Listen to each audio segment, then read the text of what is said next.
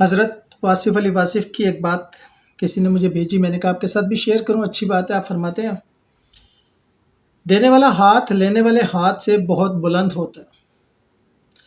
اگر آپ دوسروں کے مسائل حل کرنا شروع کر دیں تو پھر آپ کا کوئی مسئلہ نہیں رہے گا۔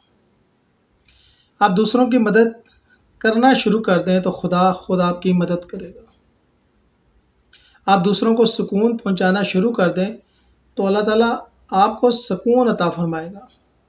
جو چیز آپ چاہتے ہیں وہ دینا شروع کر دیں تو پھر دیکھیں گے کیا بنتا ہے۔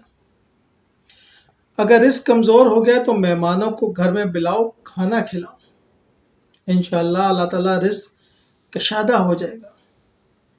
جس کے گھر میں دسترخوان کھل گیا اس کا رزق کھل گیا، اللہ تعالیٰ بہت برکت دیتا ہے۔ آپ بیمار پرسی کریں گے تو کبھی بیمار نہیں ہوں گے، لوگوں کی مدد کریں گے تو اللہ تعالیٰ آپ کی مدد کرے گا۔ آپ کے نسخے ضرور آزمائیں، پھر ہر بات ٹھیک ہو جائے گی جب اللہ سے آپ کی بات چیت ہو جائے گی۔ شکریہ۔